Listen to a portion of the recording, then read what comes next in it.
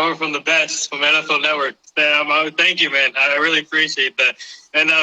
And Jordan Schultz, who just joined. Thank you for. I interviewed him before you, so shout out to Jordan Schultz. But so first of all, before we get started, what was that? Wait, there was some breaking news you said, or? Yeah, man, just a few minutes ago. We'll go ahead and drop it here because it's out there. But myself and Ian Rappaport, we just broke the news on Texans tackle Laramie Tunsil signing a 3-year, $66 million extension. He's got $57 million of that is guaranteed. He's getting $40 million of that the first 2 years. So, the player who they traded a first-round draft pick to Miami for, they lock him up. And that's good news for Houston because they've lost so many people, traded away DeAndre Hopkins. They've taken a lot of kind of image hits for some of the ways that they've constructed and deconstructed their teams. So to lock up one of the best young left tackles in the game for the next 3 years, really good deal.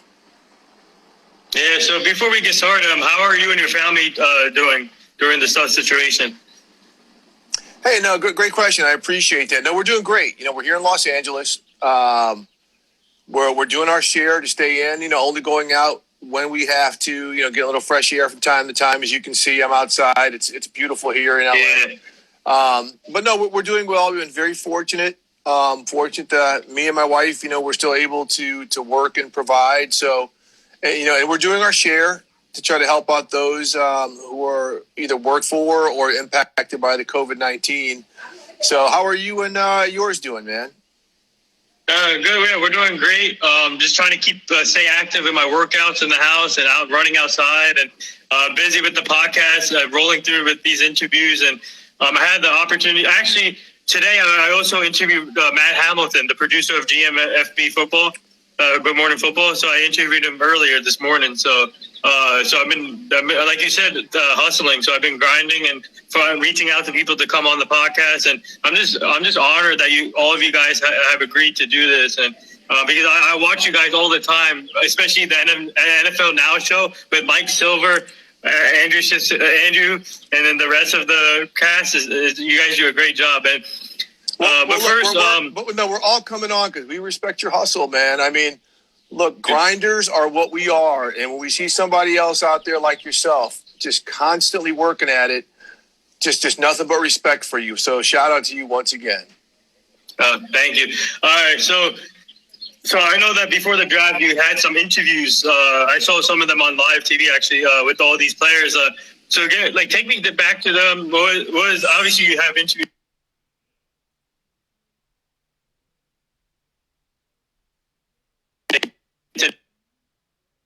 Interviews. Nathan, I'm losing a little bit. You got me again now? Can you hear me? So you're talking about some of the pre-draft interviews, right? Yeah. Well, yeah. I mean, the biggest ones I've done are with Tua Tagovailoa, who the Dolphins drafted number 5 after all, and our overall. And and I've known him and his family. I met him a couple of years ago, and this January I was fortunate enough to be able to go out to Honolulu. Spent some time with him there and meet him and his family and some people who know him and don't know him but coached against him and things like that. We spent some time talking over the past 4 months, and I got to have a really cool written piece. I'm a longtime writer before I got into the broadcast business. A magazine-style essay up on NFL.com on Tua, which is really, really in-depth, told a lot about who he is in a lot of different ways. So I spoke to him, spoke to... a lot of other players, guys like Zach Moss, the running back out of Utah. Spoke to Jalen Johnson, I believe the cornerback out of Utah. Spoke to a lot of players from small schools, especially from historically black colleges and universities who are really struggling to get in this year because they didn't have pro days. And a lot of them didn't get invited to some of these postseason showcase bowls. So, my job, I'm not a newsbreaker. I'm a storyteller. I'm an analyst and reporter, but I try to touch bases for a lot of, folks who don't necessarily get to speak. And, part of my angle with Tua was his impact on the Polynesian community. My son went out to school at University of Hawaii. I've got a lot of good sources and friends and relate to a lot of folks out there as well. So just try to tell stories from angles that they necessarily aren't always told. Interesting. Yeah, so now let's get to yesterday's draft. Obviously, the most anticipated draft we've ever seen with the virtual and like during this tough situation. But what are your thoughts on the draft? And I think it went smoothly, so it went perfectly well. So what are your thoughts on it?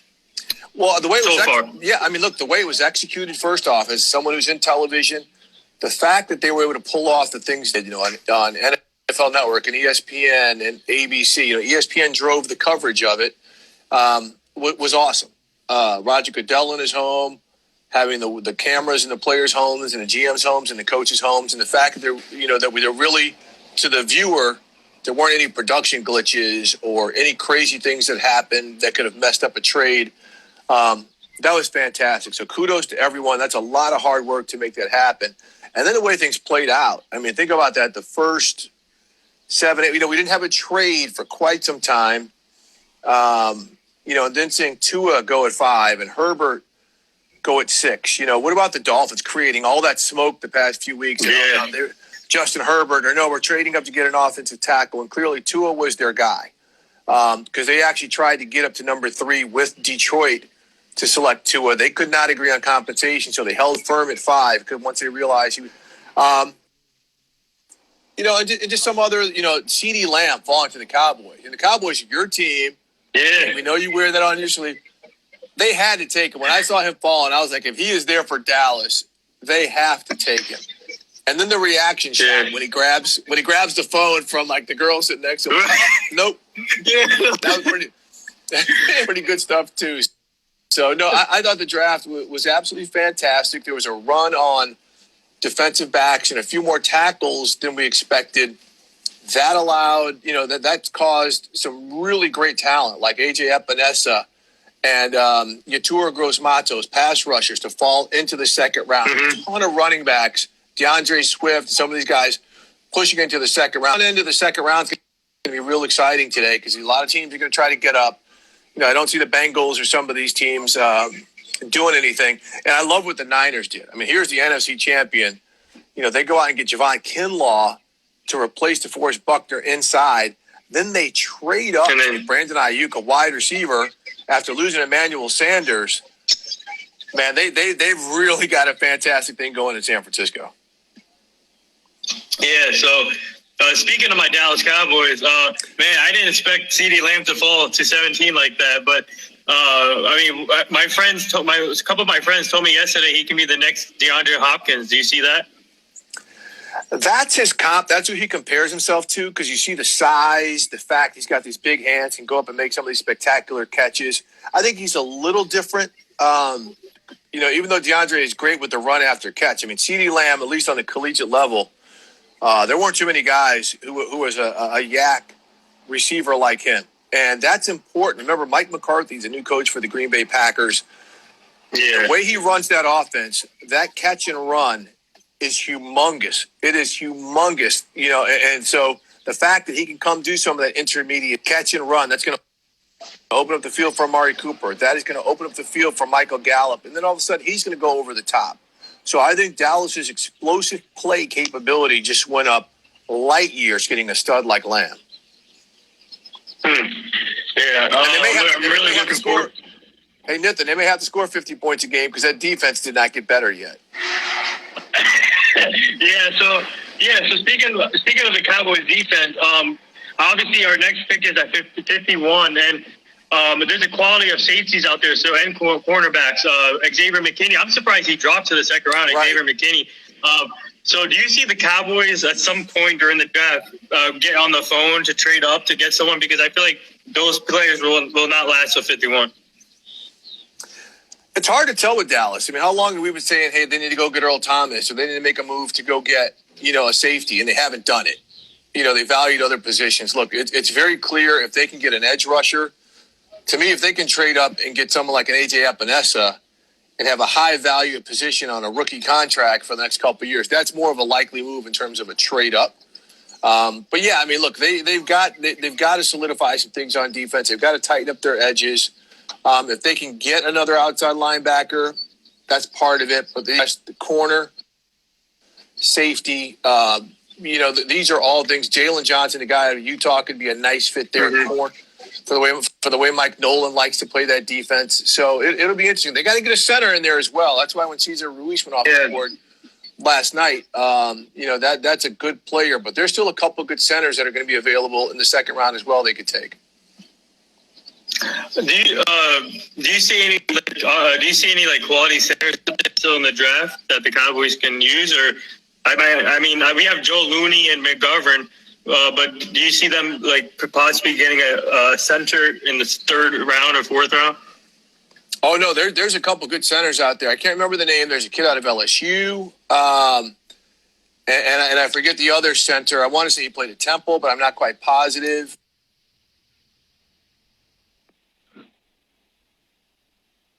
Oh, there's two really good centers that are. I think one's named Quisenberry. So, look, there's a couple teams that are going to be in that center market as well. So, if that's a priority, of course, Travis Frederick retiring, that might be another position. They may have to be creative and aggressive and trading up to get somebody there because there's a couple guys who are going to go tonight in the second round and play that spot. Yeah. So, who are your head scratcher moves from yesterday? The X Factor moves? No. Head scratcher, meaning reach. Oh, head scratchers. Well, I mean, look, I'm never going to say anything's a reach. You just never know until 3 or 4 years down the line. So, look, all of us are all kind of saying, "Wow, the Packers went Jordan Love in the first round." We know you always have to kind of have a quarterback ready. Who is your best value player on the board still in the second round? Oh man, when you talk about value, I look at again the expensive and priority positions. So we're talking about edge rushers. So Yetur Gross-Matos, the edge rusher from Penn State, and AJ Epinesa, the defensive end from Iowa. These are two stud players who were first-round type talents, but again, because of the runs at some other positions, wide receiver, tackle, and push those guys into the second round, those are guys I expect to come off the board very, very quickly. And like you said, the safety from Alabama, he's the guy who'd go to. But I think the two edge rushers, when you're looking at elite positions, those are the guys who could come off the board pretty quickly. And at some point, we're going to see the Jacob Easons and Jalen Hurds from those quarterbacks probably come off on day 2 as well. Let me ask you this. I want to ask you this question. Do we see Ian Rappaport or Adam Schefter breaking any big breaking news tonight? Do we see any Adam Schefter tweets saying big breaking news with or Ian Rappaport?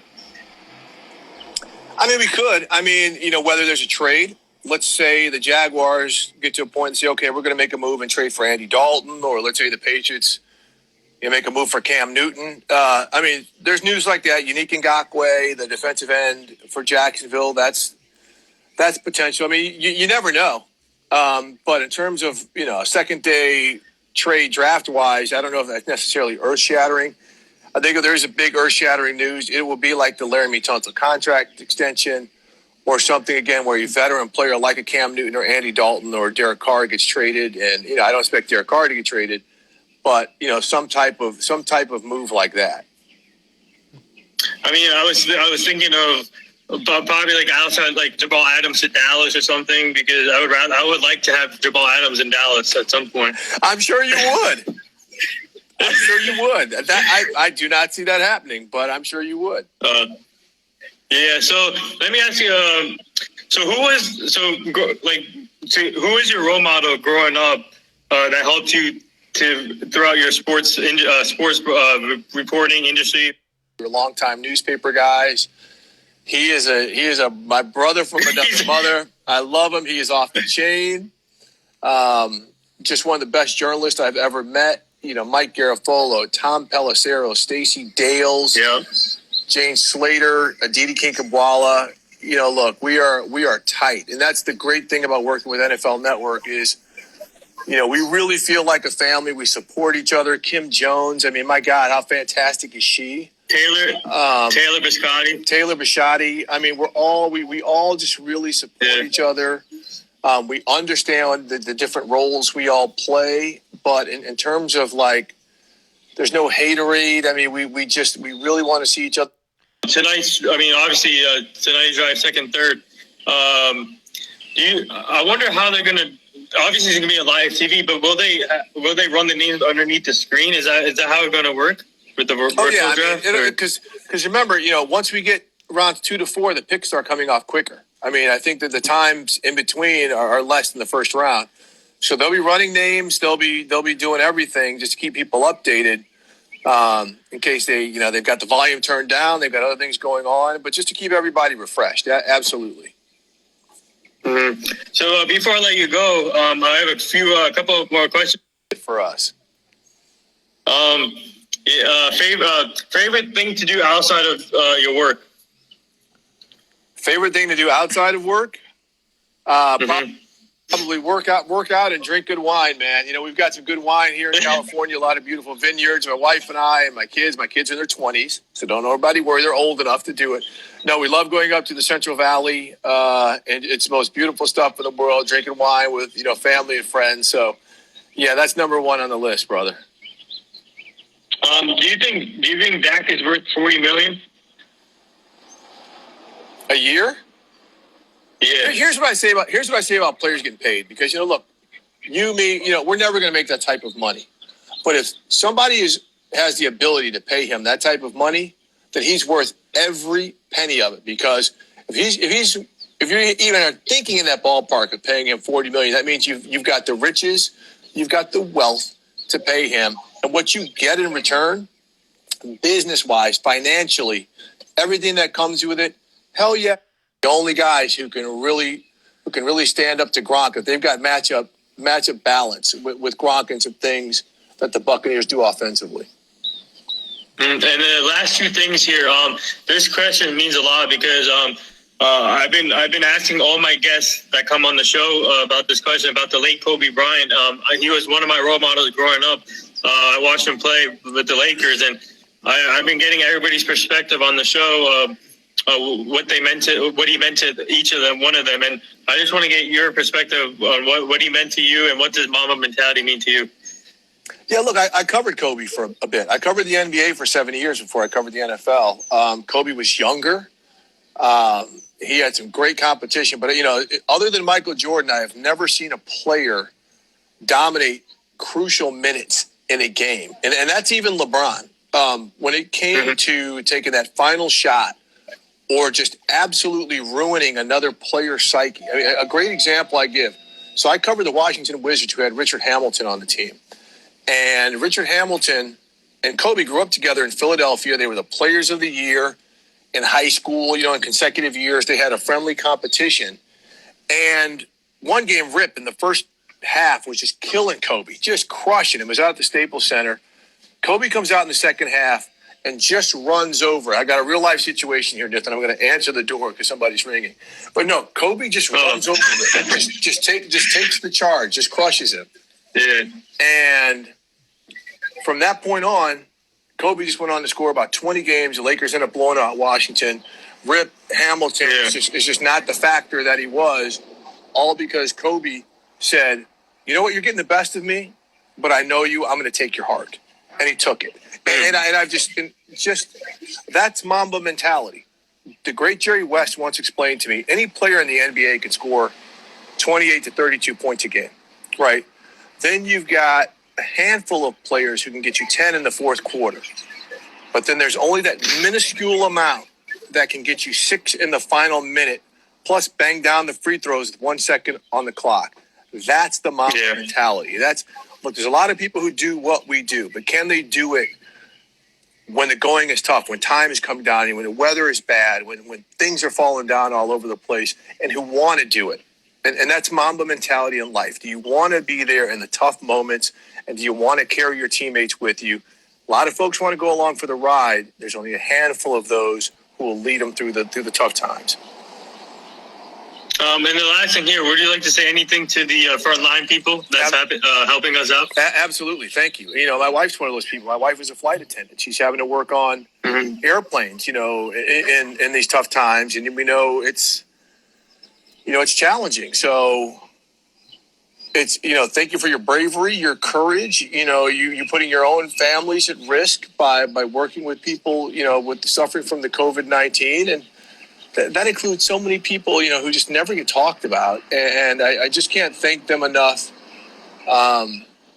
for again, risking themselves and pursuing their dreams in the meantime.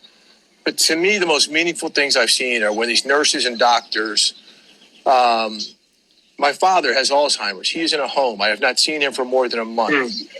They are my surrogates, right? They are in there talking to him when I can't and caring for him when I can't. And those are the people, just personally, who not only have their jobs to do, but that is a cross, that is an emotional and important cross to bear for those of us who, because of these circumstances, just can't get in there. And I can't thank those people enough. Well said, and my prayers are with you guys too. Wishing your father a speedy recovery. So there he is, the great Steve Wyche from NFL Network. Everyone go follow him on Twitter, Instagram. He does a fantastic job, and NFL Draft rounds 2 and 3 tonight, and everyone tune in on NFL Network. So you guys, and your family stay safe, and thank you for coming on. Thank you, Nathan. Appreciate you. Keep grinding, my brother. Thank you.